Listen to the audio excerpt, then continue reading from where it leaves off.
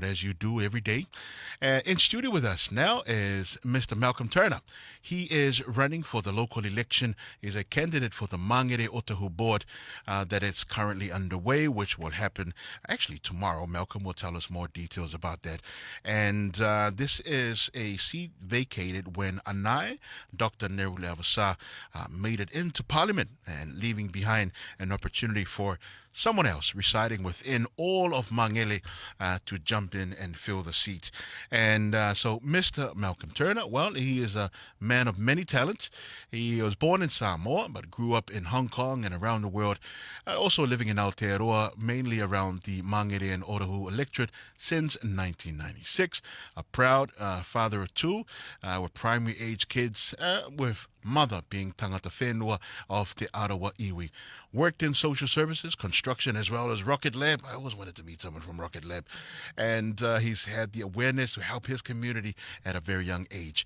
Currently, production assistant at Coverbow Media that's been putting out a lot of good stuff in Mangere Bridge, and the creator of the Mangere Bridge Community Notice Board. It is with that we say talo falava. Now my haere mai talo falava, Malcolm.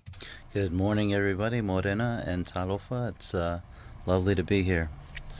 Brother, let us start with the electorate that you are running for to become a member of the local board. Tell us about Mangere-Otahuhu in terms of the specs of it for those who are not aware of the electorate itself.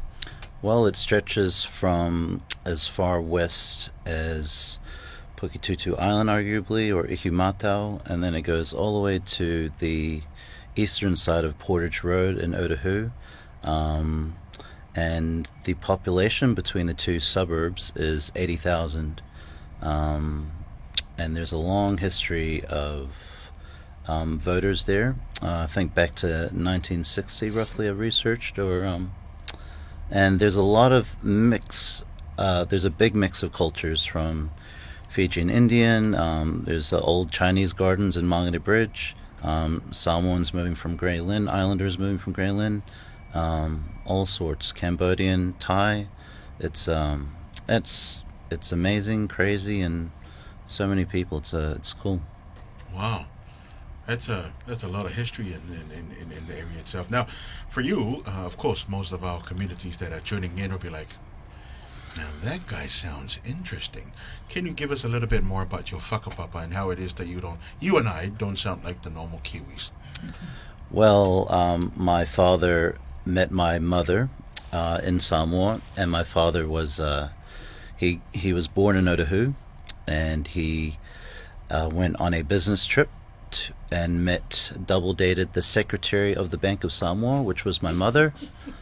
I think things went well because 2 years later I was born, and then we moved back here, and then my dad got a job to set up Cigna over in Hong Kong in 1987, which is a familiar insurance company dealing with retirement and so on. And he was really successful, and he's actually stayed there ever since 1987. He's been there ever since. So we came back here in 1996 for a 2-week holiday with just a suitcase each. But unfortunately, my father left us, and we went from wealthy.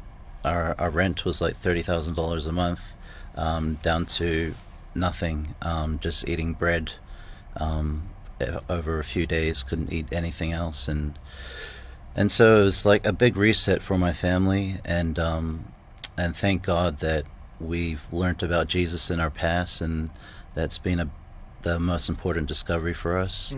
And we just kind of built life from there in 1996 in Mangere, and because I've been around rich and poor, and I've seen how people interact, from Chinese, Samoan, Americans. I've kind of learned what is really important amongst people, and also that you need to be active. If you see something that's not right, then you need to go do something about it. So yeah, it's kind of led me to where I am today. Kia ora. Let's talk about Malcolm the man. So you put your hand up to join what we've got the seat that has been vacated for the Mangere-Otahuhu Board. What are some of the accolades that you've accumulated throughout the years of traveling and also living amongst the electorate, that if people are at the moment indecisive about which of the candidates to vote for, that you're willing to put forward, bring to the table? Well, I think one of the most important thing is getting to know people, and because I've lived around for so long, for like it's 25 years as of February the 2nd of being in Mangere and Otahuhu. Like one of the great things is the people that have stayed there, and you can bump into them at Pack and Save, or you can see them late at night at the McDonald's drive-through, and then just over time you get to know each other, and then you find out how you can help each other, and it's like no one becomes strangers. They become, oh, I know that person. Oh, that person can do this, and it's just really networking. And I think one thing that I've lived there for so long, I see it as an investment to give back to the community. So yeah, that's one reason why I'm standing as well. Speaking about things that you're seeing around your community, any particular issues that are of concern? At the same time, what sort of opportunities do you see that that is required within the electorate that you will highlight and bring to the table if successful? Well, I've talked to quite a few leaders in the community. Fortunately, my previous interests have made me come across them, and from the Mangere Services and the Otahuhu Business Association, and people from Mangere Bridge, and even people in Mangere Central. Like, they kind of, one common theme is that they kind of feel like there's no real representation. And if you look at Mangere since I've been there for 25 years, like the changes for 25 years don't really justify the amount of time that there's been active governance.